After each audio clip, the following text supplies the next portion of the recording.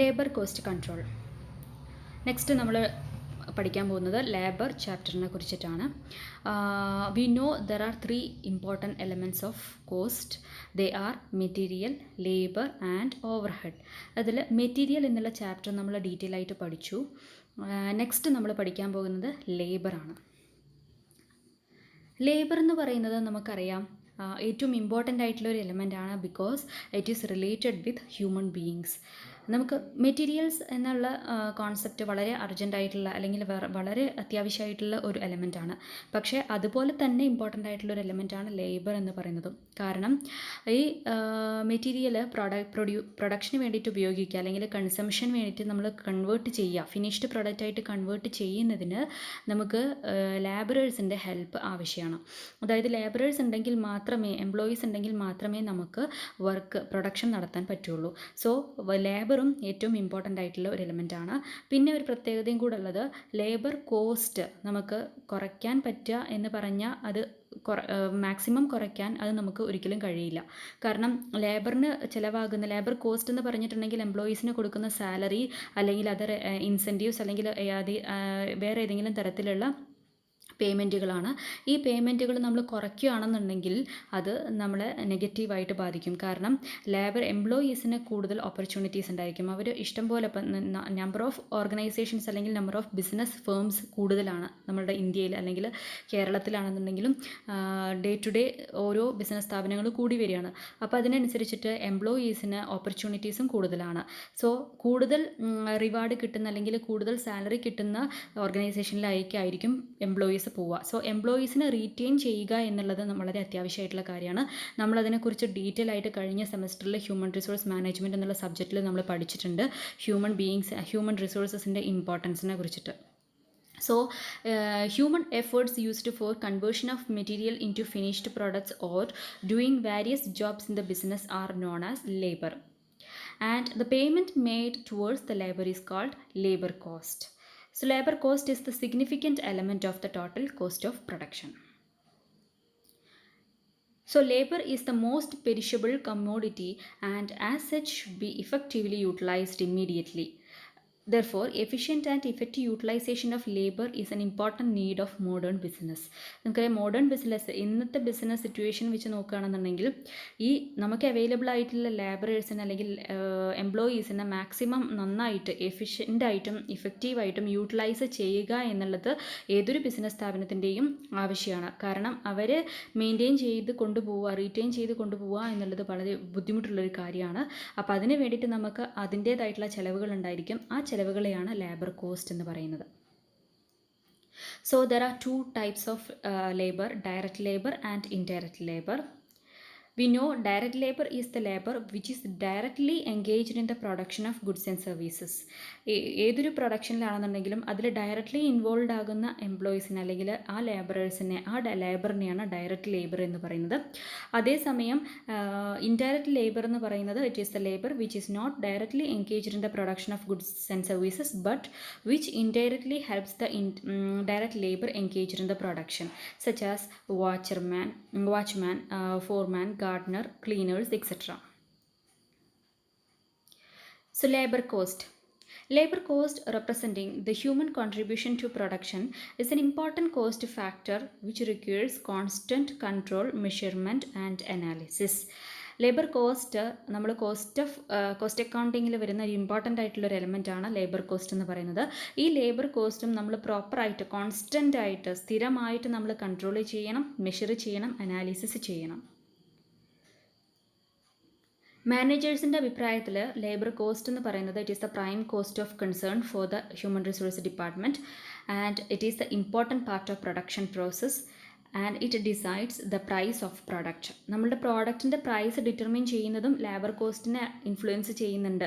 കാരണം കോസ്റ്റ് കൂടുതലാവുകയാണെന്നുണ്ടെങ്കിൽ നമ്മൾക്ക് cost of പ്രൊഡക്ഷനും കൂടുതലായിരിക്കും. കോസ്റ്റ് ഓഫ് പ്രൊഡക്ഷൻ കൂടുതലാവുകയാണെന്നുണ്ടെങ്കിൽ നമുക്ക് കിട്ടുന്ന പ്രോഫിറ്റ് കൂടുതലാക്കണമെങ്കിൽ നമുക്ക് എന്ത് ചെയ്യണം? നമ്മുടെ പ്രോഡക്റ്റിൻ്റെ പ്രൈസ് ഇൻക്രീസ് ചെയ്യണം. സോ പ്രോഡക്റ്റിൻ്റെ പ്രൈസ് ഇൻക്രീസ് ചെയ്തിട്ടുണ്ടെങ്കിൽ നമുക്ക് മാർക്കറ്റിൽ ചിലപ്പോൾ സക്സസ് ആയിക്കൊള്ളണമെന്നില്ല. കാരണം ഇതേ പ്രോഡക്റ്റ് കുറഞ്ഞ വിലയ്ക്ക് വേറെ നമ്മളുടെ കോമ്പറ്റീറ്റേഴ്സ് മാർക്കറ്റ് ചെയ്യുന്നുണ്ടെങ്കിൽ നമ്മളുടെ പ്രൊഡക്റ്റിനുള്ള ഡിമാൻഡ് കുറയും. അതുകൊണ്ട് നമ്മുടെ ലേബർ കോസ്റ്റ് ഇൻക്രീസ് ചെയ്യുകയാണെങ്കിൽ അൾട്ടിമേറ്റ്ലി അത് നമ്മളുടെ പ്രോഡക്റ്റിൻ്റെ പ്രൈസിലേക്കും ഇൻഫ്ലുവൻസ് ചെയ്യുന്നുണ്ട്. സോ നമ്മൾ ചെയ്യേണ്ടത് എന്താ വെച്ചാൽ ലേബർ കോസ്റ്റ് കൺട്രോൾ ചെയ്യുക. അത് മിനിമൈസ് ചെയ്യുക എന്നല്ല പറയുന്നത്, കൺട്രോൾ ചെയ്യുക. അതായത് ഇഫക്റ്റീവ്ലി അത് യൂട്ടിലൈസ് ചെയ്യുക, പ്രോപ്പറായിട്ട് വർക്ക് ചെയ്യുന്നവർക്ക് കൃത്യമായിട്ടുള്ള വേതനം കൊടുക്കുക. അതേസമയം നമ്മൾക്ക് ഏതൊക്കെ തരത്തിൽ നമുക്ക് അതിനെ കൺട്രോൾ ചെയ്യാൻ പറ്റുമോ അല്ലെങ്കിൽ പ്രോപ്പറായിട്ട് യൂട്ടിലൈസ് ചെയ്യാൻ പറ്റുമോ അതൊക്കെ നമുക്ക് നോക്കാൻ ആവശ്യമായിട്ടുള്ള കാര്യമാണ്. സോ ഈ ലേബർ കോസ്റ്റിൽ വരുന്ന എലമെൻസുകൾ ഏതൊക്കെയാണെന്നുള്ളതാണ് പറയുന്നത്. There are 4 important elements: current monetary benefits, deferred monetary benefits, fringe benefits and labour related cost. അതിൽ കറൻറ്റ് മോണിറ്ററി ബെനിഫിറ്റ്സിൽ പെടുന്നതാണ് basic wages, bonus, etcetera, DA, dearness allowance, then production related ആയിട്ടുള്ള കോസ്റ്റ്. ഇതൊക്കെ ഡയറക്റ്റ് ലേബർ കോസ്റ്റിൽ വരുന്ന important ആയിട്ടുള്ളൊരു element ആണ്. Then next deferred monetary benefits means employers' contribution to provident fund, employers' contribution to state insurance, gratuity, profit, bonus, pension, etc. Fringe benefits ഒക്കെ നമ്മൾ HRMൽ പഠിച്ചിട്ടുണ്ട്. സബ്സിഡൈസ്ഡ് ഫുഡ്, അതായത് ക്യാഷ് ഫോമിലല്ലാതെ നോൺ മോണിറ്ററി ആയിട്ട് നമ്മൾ കൊടുക്കുന്ന പേയ്മെൻറ്റ്സിനെയാണ് ഫ്രിഞ്ച് ബെനിഫിറ്റ്സ് എന്ന് പറയുന്നത്. Subsidised food, clothing, medical facilities, education, housing, etcetera. Then labour related cost means holiday pay, leave pay, premium pay, idle time pay, overtime pay, etcetera. So ഇതൊക്കെ വ്യത്യസ്ത തരത്തിലുള്ള labour cost എലമെൻസുകളാണ്. Basic ആയിട്ടുള്ള wages എന്ന് പറയുന്നത് wages, bonus, dearness allowance and etcetera. ഇതൊക്കെയാണ് monetary benefits എന്ന് പറയുന്നത്. സോ ഇതെല്ലാം കൂടെ കൂടിയതാണ് ഒരു ലേബർ കോസ്റ്റ് എന്ന് പറയുന്നത്. So control over labour cost. Labor cost control aims at the control of labor cost per unit of production. Control of labor cost is an important objective of management. For labor cost control, following factors kept into mind: appointment and selection of employees, labor records, control over production methods, control over arrival and departure time of employees, labor cost analysis, determination and payment of wages.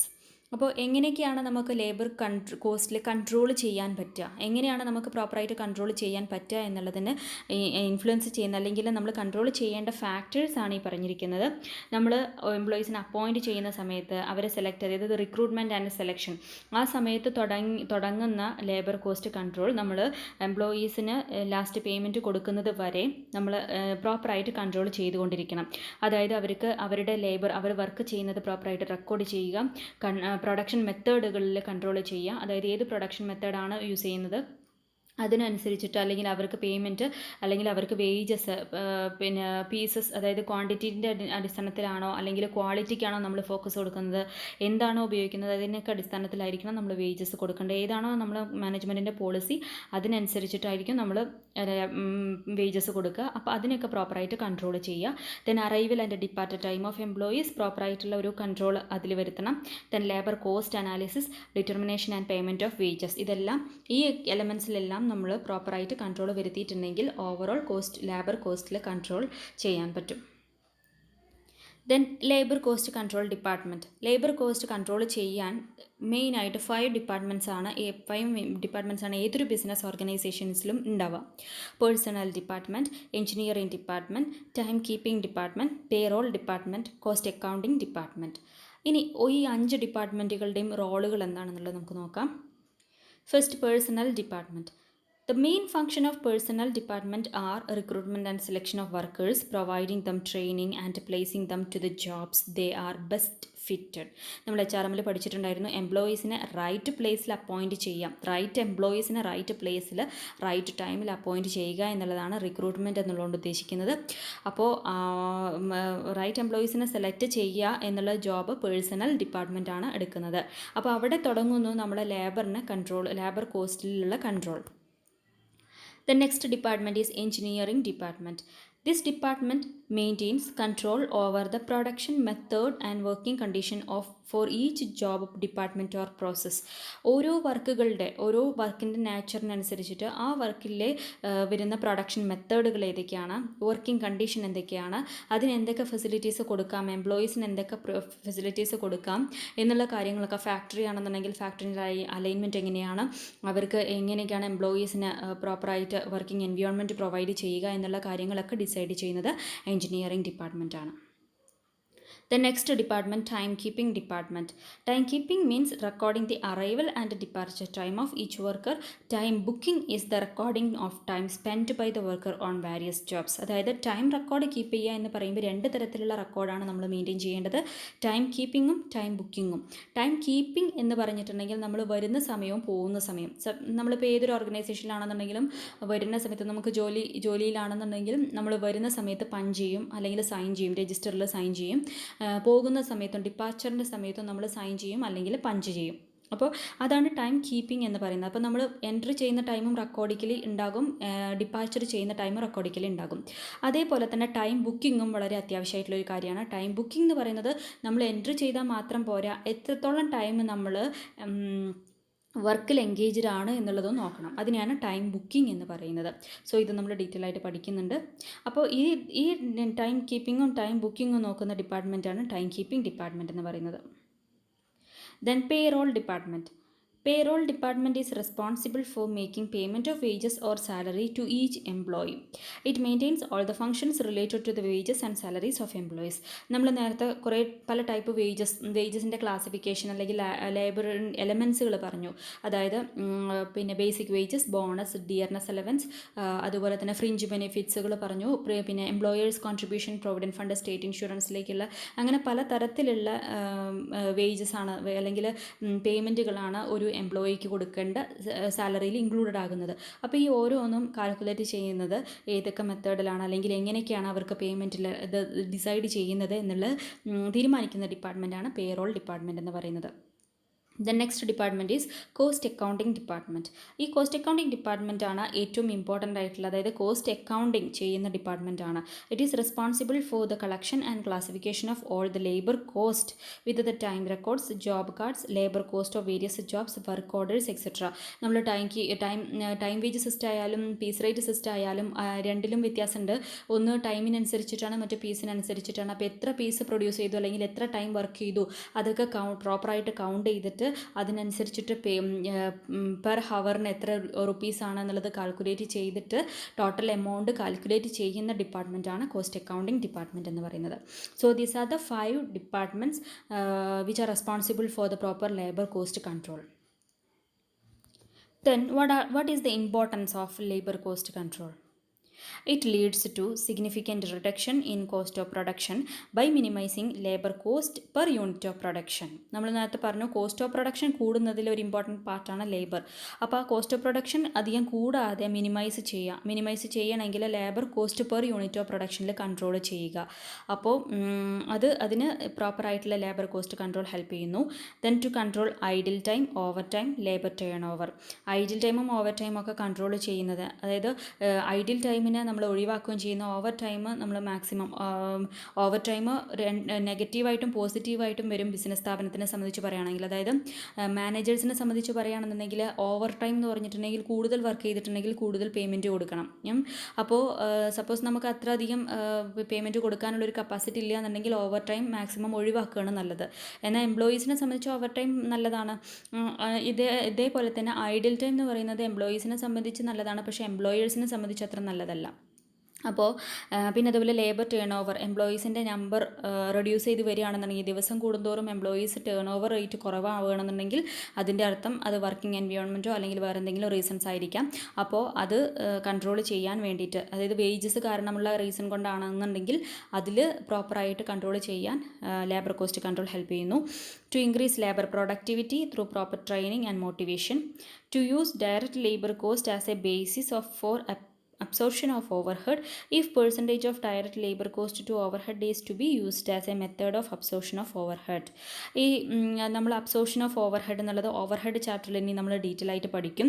എന്നാലും അതിനെക്കുറിച്ച് നമ്മൾ പണ്ട് ഒരു ചാപ്റ്ററിൽ mention ചെയ്തിട്ടുണ്ടായിരുന്നു. അതായത് ഓവർഹെഡിനെ നമ്മൾ എങ്ങനെയാണ് കാൽക്കുലേറ്റ് ചെയ്യുക, കോസ്റ്റ് ഷീറ്റ് പ്രിപ്പയർ ചെയ്യുന്ന സമയത്ത് നമ്മൾ പറഞ്ഞിട്ടുണ്ടായിരുന്നു യൂണിറ്റ് കോസ്റ്റിങ്ങിൽ. ആ ചാപ്റ്ററിൽ എങ്ങനെയാണ് പെർ യൂണിറ്റ് കോസ്റ്റ് കാൽക്കുലേറ്റ് ചെയ്യാൻ നമുക്ക് ബേസിസ് ഓഫ് ഓവർഹെഡിൻ്റെ ബേസ് ചെയ്തുകൊണ്ട് എങ്ങനെയാണ്, അതായത് ഡയറക്റ്റ് വേജസിനെ ബേസ് ചെയ്തുകൊണ്ട് ഫാക്ടറി ഓവർഹെഡ് കാൽക്കുലേറ്റ് ചെയ്യുന്നു, ഫാക്ടറി കോസ്റ്റിനെ ബേസ് ചെയ്തുകൊണ്ട് office and administrative overhead calculate ചെയ്യുന്നു, വർക്ക് കോസ്റ്റിനെ ബേസ് ചെയ്തിട്ട് അതൊക്കെ നമ്മൾ ചെയ്തിട്ടുണ്ടായിരുന്നു.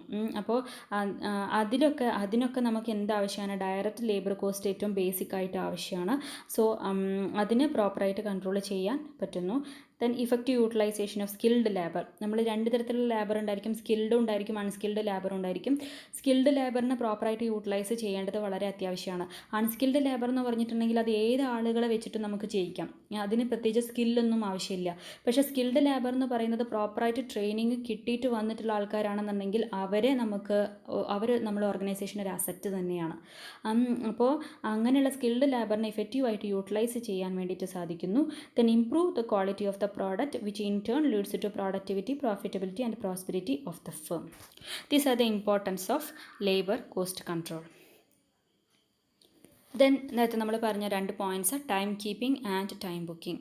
Time keeping means it is the process of recording the time of arrival and departure of an employee. Time keeping, it helps the preparation of payrolls in the case of time paid workers. അതായത് time wage workers ആണെന്നുണ്ടെങ്കിൽ, time wage system follow ചെയ്യുന്ന business ആണെന്നുണ്ടെങ്കിൽ proper ആയിട്ടുള്ള time keeping അത്യാവശ്യമാണ്. എന്തിനു വേണ്ടിയിട്ടാണ്? Payrolls prepare ചെയ്യാൻ വേണ്ടിയിട്ട്, അവർക്ക് വേണ്ടിയിട്ടുള്ള വേജസ് പ്രിപ്പയർ ചെയ്യാൻ വേണ്ടിയിട്ട് അത് ആവശ്യമാണ്. Meeting the statutory requirements, ensuring discipline in attendance, calculate overtime, for overhead distribution when overheads are absorbed on the basis of labour hours. നമ്മൾ ഓവർഹെഡിൻ്റെ ചാപ്റ്ററിൽ പഠിക്കുന്ന സമയത്ത് അപ്പോൾ നിങ്ങൾക്ക് ഒന്നുകൂടെ ക്ലിയർ ആവും. ഓവർഹെഡിനെ പ്രോപ്പറായിട്ട് അബ്സോർബ് ചെയ്യാൻ വേണ്ടിയിട്ട്, ഓവർഹെഡ് കാൽക്കുലേറ്റ് ചെയ്യാൻ വേണ്ടിയിട്ട് ലേബർ ഹവേഴ്സ് നമുക്ക് അത്യാവശ്യമാണ്. Then control labour cost, introduce incentive plans of wage payment. നമ്മൾ നോർമൽ വേജസ് കൂടാതെ ഇൻസെൻറ്റീവ് വേജസും കൂടെ കൊടുക്കും.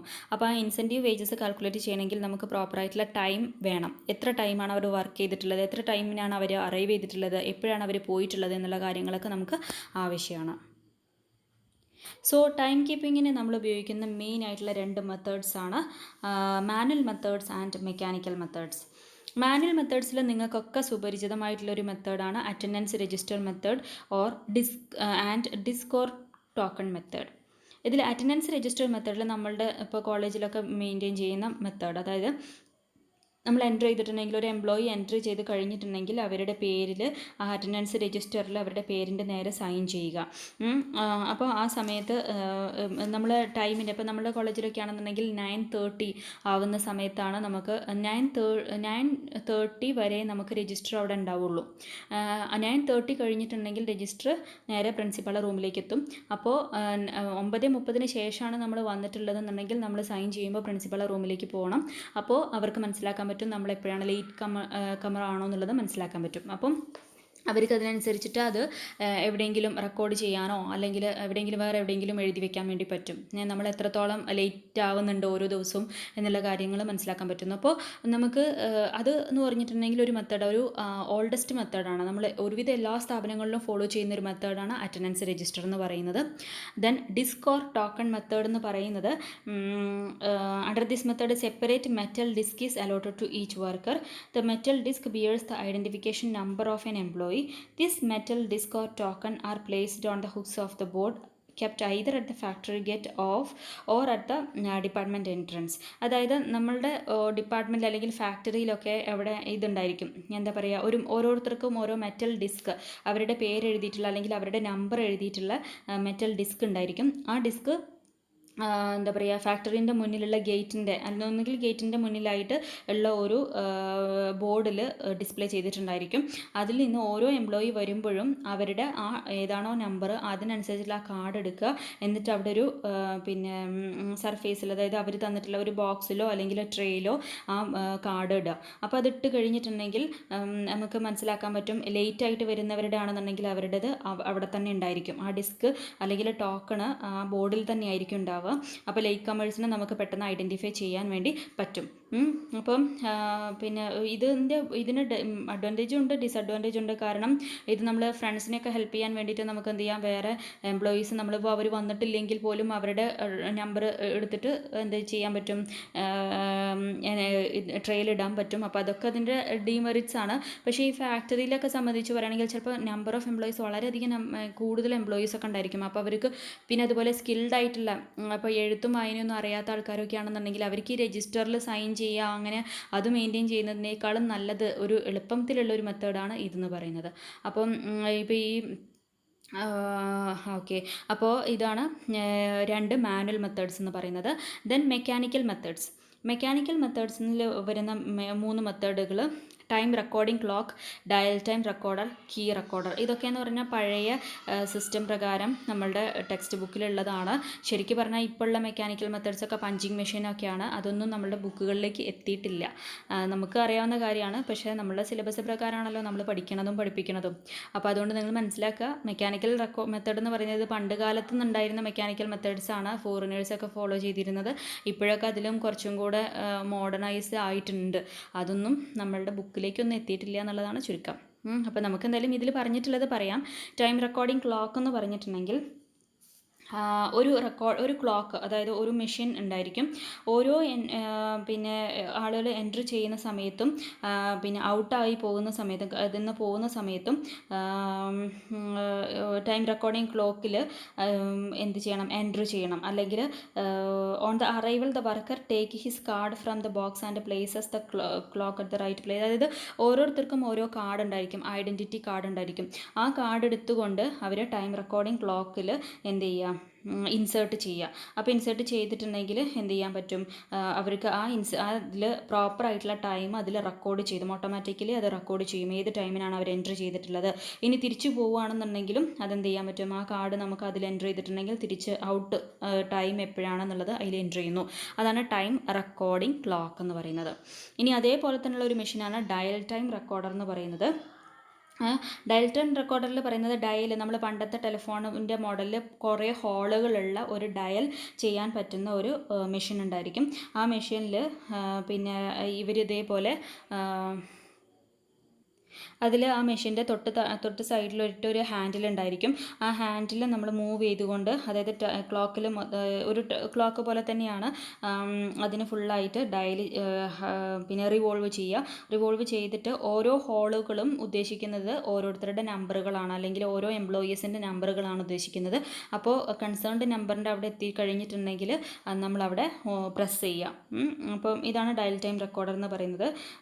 അപ്പോൾ അവിടെ ഒരു ഡയൽ ടൈം മറ്റേതിനെ അപേക്ഷിച്ചൊരു വ്യത്യാസമുള്ള എന്താ വെച്ചാൽ ഒരു ക്ലോക്ക് ഫേസ് പോലെ തന്നെ ഉള്ളതാണ്, പക്ഷേ അതിൽ സെവറൽ ഹോൾസ് ആണുള്ളത്. വർക്കേഴ്സിന് ഓരോ നമ്പറുകൾ അലോട്ട് ചെയ്തിട്ടുണ്ട്. ഓരോ ഹോളുകളും ഓരോ വർക്കേഴ്സിൻ്റെ നമ്പറാണ് ഉദ്ദേശിക്കുന്നത്. ഇത് വർക്ക് ചെയ്യുന്നത് എങ്ങനെയാണെന്ന് വെച്ചാൽ ആ മെഷീൻ്റെ അടുത്തുള്ള ഒരു ഹാൻഡിൽ പിന്നെ റിവോൾവ് ചെയ്തുകൊണ്ട് അത് പിന്നെ കറക്കുക. അത് കറക്കിയിട്ട് എവിടെയാണോ നമ്മളെ നമ്പർ ഇരിക്കുന്ന ആ നമ്പറിൻ്റെ അവിടെ എത്തിക്കഴിഞ്ഞിട്ടുണ്ടെങ്കിൽ ആ ഹോളിൽ പിന്നെ പ്രസ് ചെയ്യുക. അപ്പോൾ നമ്മൾ ഓട്ടോമാറ്റിക്കലി അതിൽ എപ്പോഴാണ് ടൈം എന്നുള്ളത് റെക്കോർഡ് ചെയ്യുന്നു. അതാണ് dial time recorder. Then key recorder എന്ന് പറയുന്നത് ഇതിന് പകരമായിട്ട് എന്താണ് ഉണ്ടാവുക, ഓരോ കീ ആയിരിക്കും ഉണ്ടായിരിക്കും. ഓരോ എംപ്ലോയീസിനും ഓരോ കീസ് ഉണ്ടായിരിക്കും. ആ ഓരോ കീയിലും ഓരോ ടിക്കറ്റ് നമ്പർ ഉണ്ടായിരിക്കും, അതായത് എംപ്ലോയീൻ്റെ നമ്പർ ഉണ്ടായിരിക്കും. ഒരു എംപ്ലോയി ഫാക്ടറിയിലേക്ക് എൻട്രി ചെയ്യുകയാണെന്നുണ്ടെങ്കിൽ അയാൾ ആ കീ പർട്ടിക്കുലർ ഹോളിൽ, അതായത് പിന്നെ ഓരോരുത്തർക്കും ഓരോ ഹോളുകൾ ഉണ്ടായിരിക്കും, ആ ഹോളിൽ എൻട്രി ചെയ്യുക, എന്നിട്ട് ടേൺ ചെയ്യുക. അപ്പം അവരുടെ നമ്പർ, ടിക്കറ്റ് നമ്പറും ടിക്കറ്റ് നമ്പർ അതേപോലെ ടൈമും ഒക്കെ ഓട്ടോമാറ്റിക്കലി ആ ഒരു ഷീറ്റ് ഓഫ് പേപ്പറിൽ റെക്കോർഡ് ചെയ്യും. അപ്പോൾ ഇതൊക്കെ എന്ന് പറയുന്നത് മാനുവൽ മെത്തേഡും മെക്കാനിക്കൽ മെത്തേഡും തമ്മിലുള്ള വ്യത്യാസം എന്താ വെച്ചാൽ മാനുവൽ മെത്തേഡിൽ നമ്മൾ എംപ്ലോയീസിൻ്റെ ഭാഗത്തുനിന്ന് രണ്ടാണെന്നുണ്ടെങ്കിലും മാനുവലി ചെയ്യുന്ന കാര്യങ്ങൾ തന്നെയാണ്. പക്ഷേ എംപ്ലോയേഴ്സിൻ്റെ ഭാഗത്തുനിന്ന് നോക്കുകയാണെന്നുണ്ടെങ്കിൽ മെക്കാനിക്കൽ റെക്കോർഡിൽ കറക്റ്റ് ടൈം നമുക്കതിൽ കിട്ടും. അതായത് കറക്റ്റ് ടൈമിൽ എപ്പോഴാണ് അവർ വന്നിട്ടുള്ളത്, ഇപ്പോൾ പഞ്ചിങ് മെഷീൻ പോലെ തന്നെ കൃത്യമായിട്ട് നമുക്ക് കിട്ടും. ടൈം റെക്കോർഡിംഗ് ക്ലോക്ക് ആയാലും ഡയൽ ടൈം റെക്കോർഡർ ആയാലും കീ റെക്കോർഡർ ആയാലും. അറ്റൻഡൻസ് രജിസ്റ്ററിലും ടിസ്കോ ടോക്കൺ മെത്തേഡിലാണെന്നുണ്ടെങ്കിലും ലേറ്റ് ആയോ അല്ലെങ്കിൽ കറക്റ്റ് ടൈമിൽ വന്നോ എന്നുള്ള കാര്യം മാത്രമേ നമുക്കറിയാൻ പറ്റുള്ളൂ. അപ്പോൾ ഇത് ഏത് മെത്തേഡാണ് യൂസ് ചെയ്യേണ്ടതെന്നുള്ളത് ഡിപ്പെൻസ് അപ്പോൺ നമ്മുടെ ഓർഗനൈസേഷൻ, അത് അവർ ഡിസൈഡ് ചെയ്യും. So these are the methods of time keeping. Then time booking. Time booking is the recording of time spent by the worker on different jobs or work orders carried out by him during his period of attendance in the factory. So time booking എന്ന് പറഞ്ഞിട്ടുണ്ടെങ്കിൽ നമ്മളുടെ എത്ര സമയം work ചെയ്തു എന്നുള്ളതാണ് ഉദ്ദേശിക്കുന്നത്. എന്തൊക്കെയാണ് time ബുക്കിങ്ങിൻ്റെ objectives? To ensure that the time spend by a worker in a factory is properly utilised on different jobs or work orders. ഫാക്ടറിയിൽ എൻട്രി ചെയ്തിട്ടുണ്ടെങ്കിലും അവർ പ്രോപ്പറായിട്ട് വർക്ക് ചെയ്തിട്ടുണ്ടോ അല്ലെങ്കിൽ എത്ര സമയം വർക്കിൽ ഇൻവോൾവ് ആയിട്ടുണ്ട് എന്നുള്ള കാര്യം. ഇപ്പോൾ നമ്മളുടെ കോളേജിലാണെന്നുണ്ടെങ്കിലും എൻട്രി ചെയ്തിട്ടുണ്ട്, കോളേജിൽ അറ്റൻഡൻസ് രജിസ്റ്ററിൽ നമ്മൾ സൈൻ ചെയ്തു, പോരുന്ന സമയത്ത് സൈൻ ചെയ്തു. പക്ഷേ നമ്മൾ കോളേജിലുള്ള സമയത്ത് എത്ര സമയം വർക്ക് ചെയ്തു എന്നുള്ളത് നമുക്ക് അറിയണമെന്നുണ്ടെങ്കിൽ അതിന് വേറെ സംവിധാനം ഉണ്ടായിരിക്കും. കാരണം അതിപ്പോൾ നമ്മളുടെ കോളേജിൻ്റെ കാര്യം തന്നെ ആലോചിച്ചാൽ മതി. എൻട്രി ചെയ്യണതും ഔട്ട് ചെയ്യണതും നമ്മൾ വേറൊരു രജിസ്റ്ററിൽ എൻ്റർ ചെയ്യുന്നു. എന്നിട്ട് ഡിപ്പാർട്ട്മെൻറ്റുകളിൽ എത്തിക്കഴിഞ്ഞിട്ടുണ്ടെങ്കിൽ ഓരോ ഹവറിലും ഓരോ ടീച്ചേഴ്സ് ഏതൊക്കെ ക്ലാസ്സിൽ പോയി എന്നുള്ളത് റെക്കോർഡ് ചെയ്യാൻ വേണ്ടിയിട്ട് നമുക്ക് വേറൊരു ബുക്കുണ്ട്. അപ്പോൾ ആ ബുക്കിൽ പ്രോപ്പറായിട്ട് എഴുതുന്ന സമയത്ത് നമുക്കറിയാൻ പറ്റും ഓരോ ടീച്ചേഴ്സ് എത്ര ഹവേഴ്സ് വർക്ക് ചെയ്തിട്ടുണ്ട്, എത്ര ഹവേഴ്സ് വർക്ക് ചെയ്തിട്ടില്ല എന്നുള്ള കാര്യങ്ങളൊക്കെ. അതാണ് ടൈം ബുക്കിംഗ് എന്ന് പറയുന്നത്. എത്ര സമയം വർക്ക് ചെയ്തു എന്നുള്ളത് റെക്കോർഡ് ചെയ്യുന്നത്. To ascertain and control the labor cost of each job, to provide a basis for the apportionment of overhead expenses. നമ്മൾ ഓവർഹെഡിൽ പഠിക്കും. ഓവർഹെഡ് അതിനെ ഡിവൈഡ് ചെയ്യുമ്പോൾ, ഓവർഹെഡ് എന്ന് പറഞ്ഞാൽ ഇൻഡയറക്റ്റ് എക്സ്പെൻസസ് ആണ്. ആ ഇൻഡയറക്റ്റ് എക്സ്പെൻസ് എന്ന് പറയുമ്പോൾ ഓരോ ഇൻഡയറക്റ്റ് എക്സ്പെൻസ് എന്ന് പറഞ്ഞാൽ തന്നെ നിങ്ങൾക്ക് അറിയാലോ, ഡയറക്റ്റ്ലി നമുക്ക് ഏത് ജോബുമായിട്ട് ബന്ധപ്പെട്ടതാണെന്ന് കറക്റ്റായിട്ട് ഐഡൻറ്റിഫൈ ചെയ്യാൻ പറ്റാത്ത എക്സ്പെൻസസിനെയാണ് ഇൻഡയറക്റ്റ് എക്സ്പെൻസ് എന്ന് പറയുന്നത്. അപ്പോൾ ആ ഇൻഡയറക്റ്റ് എക്സ്പെൻസിനെ ഓരോന്നിലേക്ക് എങ്ങനെ അലോട്ട് ചെയ്യാം എന്നുള്ളത് based on hours spend for each job അതായിരിക്കാം ഉപയോഗിക്കുക. അപ്പോൾ അതിന് നമുക്ക് ഇത് ഉപയോഗിക്കും. Then to compare the labour cost of different jobs, to know the times taken to complete a particular job so that bonus can be paid as per the incentive schemes. നമ്മൾ ഇൻസെൻറ്റീവ്സിനെ കുറിച്ച് പഠിക്കുന്നുണ്ട്. ഇൻസെൻറ്റീവ്സ് കൊടുക്കുന്ന സമയത്ത് അത് നമ്മൾ എത്ര extra time എടുത്തു, അല്ലെങ്കിൽ നമ്മൾ പറഞ്ഞ സമയത്തിൻ്റെ ഉള്ളിൽ എത്ര എണ്ണം കംപ്ലീറ്റ് ചെയ്തു. ഇപ്പോൾ 10 അവർ കൊണ്ട് വർക്ക് ചെയ്യേണ്ട ഒരു വർക്ക് നമ്മൾ 8 അവർ കൊണ്ട് വർക്ക് കംപ്ലീറ്റ് ചെയ്തിട്ടുണ്ടെങ്കിൽ ബാക്കി 2 അവർ നമ്മൾ എന്താണ് സേവ് ചെയ്തു. അപ്പോൾ അത്രയും ടൈം നമ്മൾ മെഷീനറി യൂസ് ചെയ്യുന്നത് സേവ് ചെയ്തു. സോ അതൊക്കെ നമുക്ക് എന്തായിട്ട് കിട്ടും, ബോണസായിട്ട് കിട്ടും.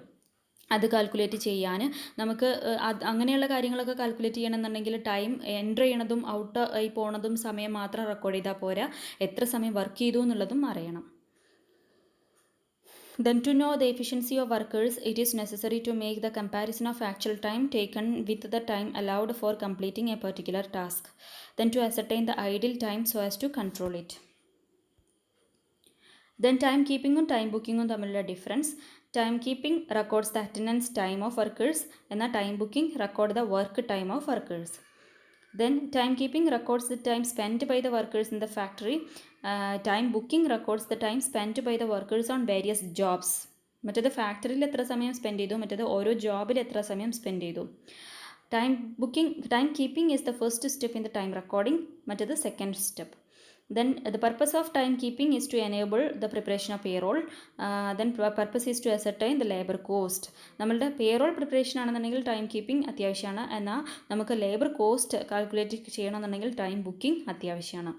It is done at the time of keeping done at the time keeping office. മറ്റേതിൽ it is done at the various production departments. നമ്മൾ പറഞ്ഞു, കോളേജിൻ്റെ കേസ് തന്നെ പറഞ്ഞപ്പോൾ ഓഫീസിലാണ് നമ്മൾ രജിസ്റ്റർ സൈൻ ചെയ്യുക. എന്നാൽ ഓരോ ഡിപ്പാർട്ട്മെൻറ്റുകളിലാണ് ടൈം ബുക്കിങ്ങിന് വേണ്ടിയിട്ടുള്ള രജിസ്റ്ററുകൾ ഉണ്ടായിരിക്കുക അല്ലെങ്കിൽ ബുക്കുകൾ ഉണ്ടായിരിക്കാം. So these are the differences between time keeping and time booking. Then what are the methods of time booking? ഇനി ടൈം ബുക്കിങ്ങിന് വേണ്ടിയിട്ട് നമ്മൾ എന്തൊക്കെ മെത്തേഡ്സുകളാണ് യൂസ് ചെയ്യുന്നത്? ടൈം ബുക്കിങ്ങിന് നമ്മൾ മെയിനായിട്ട് യൂസ് ചെയ്യുന്ന 2 മെത്തേഡ്സാണ് daily time sheets, weekly time sheets and job tickets or job cards. അതിൽ ഡെയിലി ടൈം ഷീറ്റ്സ് എന്ന് പറയുന്നത് this are given to each worker where he records the time spend by him on each job or work order. അതായത് ഓരോ വർക്കേഴ്സിനും കൊടുക്കും, എന്നിട്ട് അവർ എത്ര സമയം spend ചെയ്തു എന്നുള്ളത് അതിൽ അവരോട് എഴുതാൻ വേണ്ടി പറയും.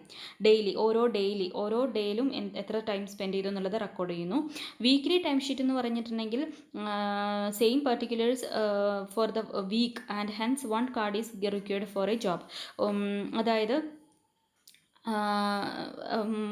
ഓരോ വീക്കിലി ടൈം ഷീറ്റിൽ ഓരോ ആഴ്ചയിൽ എത്ര സമയം അവർ വർക്ക് ചെയ്തു എന്നുള്ളത് എൻറ്റർ ചെയ്യുന്നതാണ് വീക്കിലി ടൈം ഷീറ്റ്. സോ ഈ വീക്കിലി ടൈം ഷീറ്റും ഇതേപോലെ എംപ്ലോയീസിനാണ് കൊടുക്കുന്നത്, അവരാണ് അത് മെയിൻറ്റെയിൻ ചെയ്യുന്നത്. അപ്പോൾ ഇതിൻ്റെ രണ്ടിൻ്റെയും ഒരു വ്യത്യാസം എന്താണെന്ന് വെച്ചാൽ ഡെയിലി ടൈം ഷീറ്റിൽ ഓരോ ദിവസത്തേക്കും ഓരോ ടൈം ഷീറ്റ് വേണം. പക്ഷേ വീക്കിലി ടൈം ഷീറ്റിലാണെങ്കിൽ ഒരു വീക്കിലേക്ക് ഒരു ടൈം ഷീറ്റ് മതി, അതിൽ കംപ്ലീറ്റ് ആയിട്ട് അവർ റെക്കോർഡ് ചെയ്യും. ഇനി ഇതിൽ നിന്നൊക്കെ വ്യത്യാസമായിട്ടുള്ളതാണ് ജോബ് ടിക്കറ്റ്സ് അല്ലെങ്കിൽ ജോബ് കാർഡ് എന്ന് പറയുന്നത്. These are used to keep a close watch on the time spend by the worker on each job so that the labour cost of job may be conveniently ascertained. അതായത് ഓരോ ജോബിനും ഓരോ കാർഡാണ് ഉണ്ടായിരിക്കുക. ആ കാർഡിൽ ഓരോ എംപ്ലോയീസും എത്ര വർക്ക് ചെയ്തു എന്നുള്ളത് കംപ്ലീറ്റ് ആയിട്ട് അതിൽ എൻ്റർ ചെയ്യും. അപ്പോൾ ജോബ് കാർഡ് എന്ന് പറയുന്നത് ഓരോ എംപ്ലോയീസിനും സെപ്പറേറ്റ് ആയിട്ട് ജോബ് കാർഡ് ഉണ്ടാവില്ല, മറിച്ച് ഓരോ ജോബിനും ഒരു ജോബ് കാർഡ് ഉണ്ടായിരിക്കും. ആ ജോബ് കാർഡിൽ കംപ്ലീറ്റ് ഇൻസ്ട്രക്ഷൻസ് ഉണ്ടായിരിക്കും, എങ്ങനെയാണ് ജോലീൻ്റെ പ്രത്യേകതകൾ, starting time, ending time, details of work done ഒക്കെ ഉണ്ടായിരിക്കും. അതിൽ ഓരോ എംപ്ലോയീസിൻ്റെ പേരും അവരുടെ ഡീറ്റെയിൽസും അവരെത്ര സമയം വർക്ക് ചെയ്തു എന്നുള്ളത് കാര്യങ്ങളും സിഗ്നേച്ചറും ഒക്കെ ഇടുക. അതായത് ഒരു ഇൻഡിവിജ്വൽ എംപ്ലോയീസിനല്ല അവിടെ ഉള്ളത്, ഇൻഡിവിജ്വൽ ജോബിനും സെപ്പറേറ്റ് ജോബ് കാർഡ് മെയിൻറ്റെയിൻ ചെയ്യുന്ന സിസ്റ്റമാണ് ജോബ് ടിക്കറ്റ്സ് അല്ലെങ്കിൽ ജോബ് കാർഡ് എന്ന് പറയുന്നത്. സോ ഈ 3 methods of time booking. Then advantages of job card. ഇപ്പോൾ നമ്മൾ പറഞ്ഞതിൽ നിന്ന് ഈ 3 ഏറ്റവും ഒന്നുകൂടെ കൺവീനിയൻ്റ് ആയിട്ടുള്ള നല്ലൊരു മെത്തേഡാണ് ജോബ് കാർഡ് എന്ന് പറയുന്നത്. അതിൻ്റെ പ്രത്യേകതകൾ: it is simple to operate, easy to calculate labour cost of each job, reduces considerable amount of clerical work. മറ്റേതിനേക്കാളും അപേക്ഷിച്ച് മറ്റേത് നമ്മൾ ഓരോ എംപ്ലോയീസിൻ്റെ കിട്ടിക്കഴിഞ്ഞാലും കോസ്റ്റ് അക്കൗണ്ടിങ് ഡിപ്പാർട്ട്മെൻറ്റ് എന്ത് ചെയ്യണം, അത് കംപ്ലീറ്റ് സോർട്ട് ചെയ്യണം. സോർട്ട് ചെയ്തിട്ട് പിന്നെ വീണ്ടും വേറൊരു ഷീറ്റിലേക്ക് എഴുതേണ്ടി വരും. അതേസമയം ജോബ് കാർഡ് ആണെന്നുണ്ടെങ്കിൽ ആ ഒരൊറ്റ ജോബ് കാർഡ് തന്നെ മതി. പിന്നെ നമുക്ക് ബാക്കിയുള്ള പേറോൾ ഡിപ്പാർട്ട്മെൻറ്റിനും പിന്നെ അതുപോലെ തന്നെ കോസ്റ്റ് അക്കൗണ്ടിങ് ഡിപ്പാർട്ട്മെൻറ്റിനെല്ലാം പിന്നെ ഈ ഒരു സാധനം മതി. It reduces considerable amount of clerical work.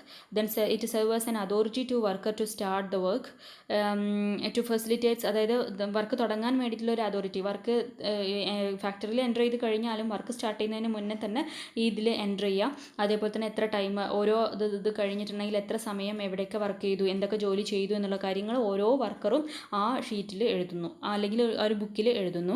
അതാണ് ജോബ് കാർഡ് എന്ന് പറയുന്നത്. അതുകൊണ്ട് അതൊരു അതോറിറ്റി പ്രൊവൈഡ് ചെയ്യുന്നു. Then it facilitates to keep a close watch on the time spent by the workers on each job.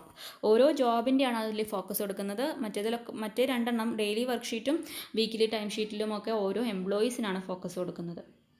So these are the advantages of job card. Then types of job card for each job. ഇനി അതേപോലെ തന്നെ job card for each വർക്കറും ഉണ്ട്. നമ്മൾ കൂടുതലായിട്ട് use ചെയ്യുന്നത് job card for each ജോബാണ്. Then combined time and job card. അതായത് ജോബ് കാർഡും ഉണ്ട്, അതിൽ പിന്നെ ടൈം, അതായത് എത്ര ക്വാണ്ടിറ്റി പ്രൊഡ്യൂസ് ചെയ്തു, എത്ര ടൈം വർക്ക് ചെയ്തു, ഈ 2 കാര്യങ്ങളും ഒരേ ഷീറ്റിൽ മെൻഷൻ ചെയ്യുകയാണെന്നുണ്ടെങ്കിൽ അതാണ് combined time and job card എന്ന് പറയുന്നത്. അതായത് എത്ര time recording both the attendance time and the job time of the worker. ഇവിടെ അറ്റൻഡൻസ് ടൈമും ജോബ് ടൈമും, അതായത് ടൈം കീപ്പിങ്ങും ടൈം ബുക്കിങ്ങും ഒരേ ടൈമിൽ ഒരേ രജിസ്റ്ററിൽ മെയിൻറ്റെയിൻ ചെയ്യുകയാണെന്നുണ്ടെങ്കിൽ അതിനാണ് combined time and job card എന്ന് പറയുന്നത്. അപ്പോൾ ഇതുണ്ടെന്നുണ്ടെങ്കിൽ നമ്മൾ സെപ്പറേറ്റ് ആയിട്ട് നമ്മൾ എന്ത് ചെയ്യേണ്ട, ടൈം കീപ്പിംഗ് മെത്തേഡുകൾ അഡോപ്റ്റ് ചെയ്യേണ്ട ആവശ്യമില്ല ഈ combined time and job card ഉണ്ടെങ്കിൽ. ദെൻ പീസ് വർക്ക് കാർഡിൽ എത്ര ക്വാണ്ടിറ്റിയാണ് പ്രൊഡ്യൂസ് ചെയ്തിട്ടുള്ളത് എന്നുള്ളത് കൃത്യമായിട്ട് റെക്കോർഡ് ചെയ്യുന്നു. ഇതൊക്കെയാണ് വ്യത്യസ്ത തരത്തിലുള്ള ജോബ് കാർഡുകൾ. Then labour turn over. Labor turnover denotes the percentage of change in the labor force of an organization. Labour turn ഓവറിനെ കുറിച്ച് നമ്മൾ കഴിഞ്ഞ HRMൽ ഡീറ്റെയിൽ ആയിട്ട് പഠിച്ചിട്ടുണ്ടായിരുന്നു. എംപ്ലോയീസിൻ്റെ എണ്ണം കുറഞ്ഞു പോകുന്ന, അല്ലെങ്കിൽ ലേബറേഴ്സിൻ്റെ എണ്ണം എത്രത്തോളം റീപ്ലേസ് ചെയ്തു അല്ലെങ്കിൽ കുറഞ്ഞു പോയി എന്നുള്ളത് കാൽക്കുലേറ്റ് ചെയ്യുന്നതാണ് ലേബർ ടേൺ ഓവർ റേഷ്യോ എന്ന് പറയുന്നത്. അത് നമ്മൾ കാൽക്കുലേറ്റ് ചെയ്യുന്നത് replaced worker divided by total number of workers into 100. ഇതിൻ്റെ ഇക്വേഷൻസും ഇതിനെ സംബന്ധിച്ചുള്ള പ്രോബ്ലംസും ഒക്കെ നമ്മൾ ഇനി നെക്സ്റ്റ് സെമസ്റ്റർ മാനേജ്മെൻറ്റ് അക്കൗണ്ടിങ്ങിൽ പഠിക്കുന്നുണ്ട്. ഇവിടെ നമുക്ക് പ്രോബ്ലം ഒന്നുമില്ല. ജസ്റ്റ് എന്താണ് ലേബർ ടേൺ ഓവർ എന്നുള്ളത് മാത്രമേ പഠിക്കാനുള്ളൂ. It is the percentage of changes in the labour force of an organisation. അതായത് ഇപ്പോൾ സപ്പോസ് നമ്മൾ 100 വർക്കേഴ്സുള്ള ഒരു ഓർഗനൈസേഷൻ ആണെന്നുണ്ടെങ്കിൽ ഒരു മാസം 5 വർക്കർ റീപ്ലേസ് ചെയ്തു അല്ലെങ്കിൽ തിരിച്ചു പോയി എന്ന് വിചാരിക്കാം. ഓർഗനൈസേഷനിൽ നിന്ന് വിട്ടു പോയിട്ടുണ്ടെങ്കിൽ നമ്മൾ labour turn over ratio calculate ചെയ്യുന്നത് 5/100 × 100, അതായത് 5% ആണ് ലേബർ ടേൺ ഓവർ റേറ്റ് ഉള്ളത്. Okay. Then causes of labour turn over എന്തൊക്കെയാകാം? എംപ്ലോയീസ് ഓർഗനൈസേഷനിൽ നിന്നും പോകാനുള്ള റീസൺസ്. പേഴ്സണൽ റീസൺസ് ആയിരിക്കാം, അൺഅവോയ്ഡബിൾ റീസൺസ് ആയിരിക്കാം, അവോയ്ഡബിൾ റീസൺസ് ആയിരിക്കാം. പേഴ്സണൽ റീസൺസിൽ പെടുന്നത് death, ill health, dislike for the job, marriage of woman workers, retirement, family problems etcetera. ഇനി അൺഅവോയ്ഡബിൾ ആയിട്ടുള്ള കോസ് എന്ന് പറഞ്ഞിട്ടുണ്ടെങ്കിൽ due to ഇൻസബോർഡിനേഷൻ, due to lack of attention to duty, due to immoral character, due to accidents. ഇതൊക്കെ നമുക്ക് ഒഴിവാക്കാൻ പറ്റാത്ത കാരണങ്ങളാണ്. Then avoidable causes എന്ന് പറയുന്നത് lack of job security, lack of proper training facilities, lack of promotional opportunities, lack of medical facilities. ഇത് avoidable എന്ന് പറയാൻ കാരണം ഇതൊക്കെയാണ് നമ്മളുടെ റീസൺസ് എന്നുള്ളത്, വർക്കേഴ്സിൻ്റെ റീസൺസ് എന്നുണ്ടെങ്കിൽ അതിനൊക്കെ നമുക്ക് എന്ത് ചെയ്യാൻ പറ്റും? മാനേജ്മെൻറ്റിന് പ്രോപ്പർ മെഷേഴ്സ് എടുത്തിട്ട് കൺട്രോൾ ചെയ്യാൻ പറ്റും അവോയ്ഡബിൾ കോസസ്.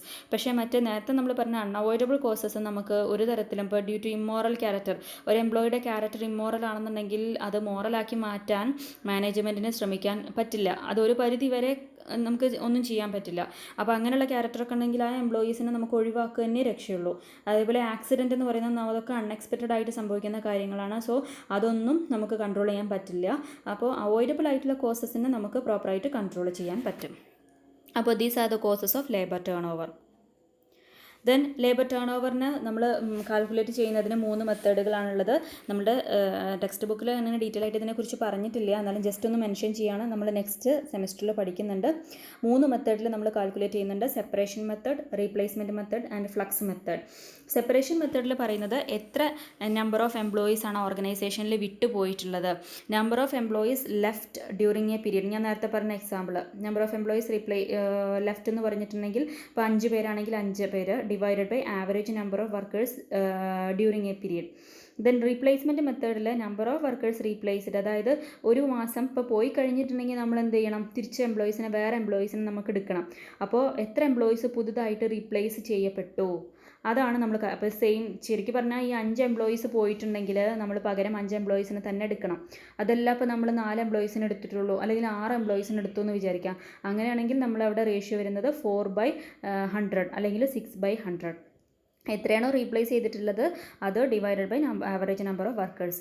ഇനി ഫ്ലക്സ് മെത്തേഡിൽ പറയുന്നത് number of separations plus number of additions, അതായത് എത്ര പേര് വിട്ടുപോയി, എത്ര പേര് പുതുതായിട്ട് വന്നു. ഇപ്പോൾ നേരത്തെ നമ്മൾ പറഞ്ഞ എക്സാമ്പിൾ 5 പേര് പോയി 5 പേര് വന്നു എന്നുണ്ടെങ്കിൽ 5 + 5 10 divided by average number of employees in the during a given period.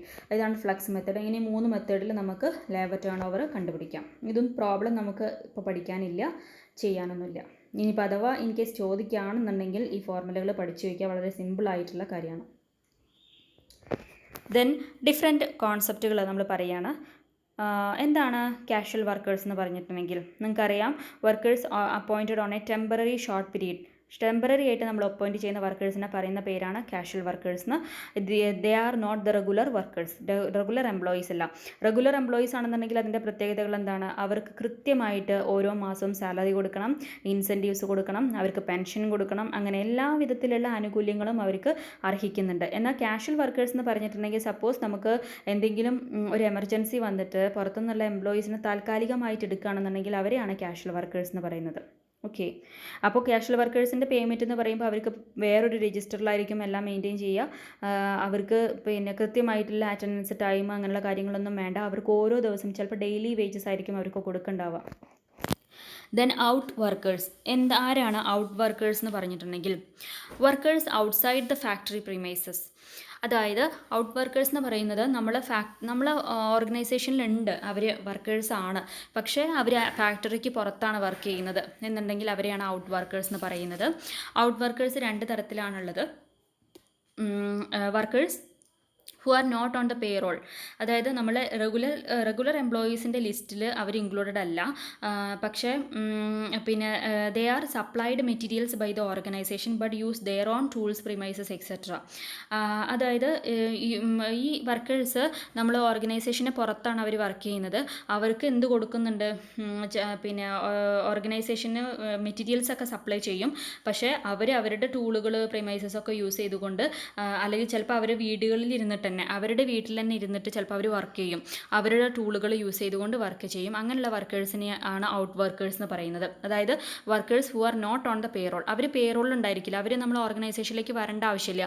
അതിപ്പോൾ എക്സാമ്പിൾ പറയുകയാണെങ്കിൽ ഇപ്പോൾ ഈ വലിയ വലിയ സ്ഥാപനത്തിലാണെന്നുണ്ടെങ്കിലും, ഇപ്പോൾ ഈ അക്കൗണ്ടൻറ്റ് അല്ലെങ്കിൽ വേറെ ഏതെങ്കിലും ഇപ്പോൾ ടാക്സ് കൺസൾട്ടൻറ്റ് അങ്ങനെയുള്ള ജോബൊക്കെ ചെയ്യുന്നവരാണെന്നുണ്ടെങ്കിൽ അവർ പുറത്തുള്ളവർ, നമ്മുടെ ഓർഗനൈസേഷൻ്റെ ഉള്ളിലുള്ളവരാണോയെന്ന് ചോദിച്ചാൽ അല്ല. പക്ഷേ അവർക്ക് നമ്മൾ വേജസ് കൊടുക്കുന്നുണ്ട്. അവർക്ക് കൃത്യമായിട്ട് വരേണ്ട ആവശ്യമില്ല. അവരെന്ത് മാത്രം ചെയ്താൽ മതി, നമ്മളുടെ വർക്ക് അങ്ങോട്ട് കംപ്ലീറ്റ് ചെയ്ത് തന്നാൽ മതി. അപ്പോൾ അതിന് വേണ്ടിയിട്ട് അവർ എവിടെ വേണമെങ്കിലും യൂസ് ചെയ്യാം. അവരുടെ സ്വന്തമായിട്ടുള്ള അവരുടെ ഓഫീസിൽ പോയിരിക്കാം, അല്ലെങ്കിൽ അവരുടെ വീട്ടിലിരുന്നിട്ട് ചെയ്യാം. അപ്പോൾ അങ്ങനെയുള്ള വർക്കേഴ്സിനെയാണ് ഔട്ട് വർക്കേഴ്സ് എന്ന് പറയുന്നത്. അവരും നമ്മുടെ വർക്കേഴ്സ് തന്നെയാണ്, പക്ഷേ റെഗുലർ എംപ്ലോയീസിൻ്റെ കാറ്റഗറിയിൽ പെടുത്താൻ പറ്റില്ല. ഇനി അടുത്ത category workers who are on the payroll. അതായത് പേറോളിലുണ്ട്. These are the workers, these are the employees of the concern. They are send to the customers residences to perform specific sanitary work, plumbing work etcetera. അതായത് അവർ നമ്മളുടെ പേറോളിലുണ്ട്, നമ്മളുടെ employees തന്നെയാണ്. പക്ഷേ അവർ work ചെയ്യുന്നത് ഫാക്ടറീൻ്റെ ഉള്ളിലല്ല, മറിച്ച് ഫാക്ടറിക്ക് പുറത്ത്, അതായത് ഔട്ട്സൈഡ് വർക്ക്. ഇപ്പോൾ പലതരത്തിലുള്ള വർക്ക്, ഇപ്പോൾ സെയിൽസ്മാൻ, അതേപോലെ തന്നെ നമ്മൾ ഇപ്പോൾ എന്താ പറയുക, ഗ്യാസ് ഏജൻസിയിൽ വർക്ക് ചെയ്യുന്നവരാണെന്നുണ്ടെങ്കിൽ ആ സിലിണ്ടറുകൾ കൊണ്ടു കൊടുക്കുന്നവർ, അവരുടെ വർക്ക് എന്ന് പറഞ്ഞിട്ടുണ്ടെങ്കിൽ ഏജൻസീൻ്റെ ഉള്ളിലല്ല, ഓഫീസിൻ്റെ ഉള്ളിലല്ല, മറിച്ച് പുറത്താണ്. അങ്ങനെ പക്ഷേ എന്നാൽ അവർ ഓർഗനൈസേഷനിലെ എംപ്ലോയീസ് ആണ് താനും. അപ്പോൾ അങ്ങനെയുള്ള വർക്കേഴ്സിനെയാണ് ഔട്ട് വർക്കേഴ്സ് എന്ന് പറയുന്നത്. അപ്പോൾ ഔട്ട് വർക്കേഴ്സ് രണ്ട് തരത്തിലാണുള്ളത്. Workers who are not on the പേറോളും ഉണ്ട്, ഹു ആർ ഓൺ ദ പേറോളും ഉണ്ട്. Okay, who are not on the payroll എന്ന് പറയുന്ന റെഗുലർ എംപ്ലോയീസ് അല്ല. പക്ഷേ പേറോളിലുള്ള ആൾക്കാരെന്ന് പറയുന്നത് റെഗുലർ എംപ്ലോയീസ് ആണ്. പക്ഷേ അവർ വർക്ക് ചെയ്യുന്നത് റെഗുലർലി എവിടെയാണ്, ഔട്ട്സൈഡ് ആണെന്ന് മാത്രം. Okay, the next term wage abstract. എന്താണ് വേജ് അബ്സ്ട്രാക്റ്റ് എന്ന് പറഞ്ഞിട്ടുണ്ടെങ്കിൽ, വേജ് അബ്സ്ട്രാക്റ്റ് എന്ന് പറഞ്ഞാൽ ഇതൊക്കെ 2 മാർക്കിന് ചോദിക്കാറുണ്ട്. It is also known as wage analysis sheet. That is analytical statement of labour cost of each job. ഓരോ ജോബിൻ്റെയും ലേബർ കോസ്റ്റ്, ഓരോ ജോബിന് എത്രയാണ് നമുക്ക് വന്നിട്ടുള്ള ടോട്ടൽ ലേബർ കോസ്റ്റ്, ആ ലേബർ കോസ്റ്റ് കാൽക്കുലേറ്റ് ചെയ്യണമെങ്കിൽ ആ ജോബ് എത്ര പേര് ചെയ്തു, എത്ര പേർക്കാണ് നമ്മൾ അതിന് സാലറി കൊടുക്കേണ്ടത്, ഇൻസെൻറ്റീവ്സ് കൊടുക്കേണ്ടത്, അതിൻ്റെ എല്ലാം കംപ്ലീറ്റ് ഡീറ്റെയിൽസ് റെക്കോർഡ് ചെയ്യുന്നതിനെയാണ്, അല്ലെങ്കിൽ അതിൻ്റെ ഒരു സ്റ്റേറ്റ്മെൻറ്റിനെയാണ് വേജ് അബ്സ്ട്രാക്റ്റ് എന്ന് പറയുന്നത്. അത് നമ്മൾ നേരത്തെ പറഞ്ഞിരുന്നു, ജോബ് കാർഡ് സിസ്റ്റം മെയിൻറ്റെയിൻ ചെയ്യുന്നുണ്ടെങ്കിൽ, ടൈം ബുക്കിങ്ങിൽ ജോബ് കാർഡ് സിസ്റ്റം ആണ് മെയിൻറ്റെയിൻ ചെയ്യുന്നുണ്ടെങ്കിൽ നമുക്ക് വളരെ ഈസി ആയിട്ട് വേജ് അബ്സ്ട്രാക്റ്റ് ഉണ്ടാക്കാൻ പറ്റും, വേജ് അനാലിസിസ് ഷീറ്റ് ഉണ്ടാക്കാൻ പറ്റും. കാരണം ആ ജോബ് കാർഡ് തന്നെയാണ് വേജ് അബ്സ്ട്രാക്റ്റ് എന്ന് പറയുന്നത്. പക്ഷേ ഡെയിലി വേജ് ഷീറ്റ് അല്ലെങ്കിൽ വീക്കിലി വേജ് ഷീറ്റ് ഒക്കെ ആണെന്നുണ്ടെങ്കിൽ ഓരോ എംപ്ലോയീസിൻ്റെ വേജ് ഷീറ്റ് കിട്ടിക്കഴിഞ്ഞാൽ അത് നമ്മൾ കൺസോളിഡേറ്റഡ് ആയിട്ടൊരു സ്റ്റേറ്റ്മെൻറ്റിലേക്ക് മാറ്റണം.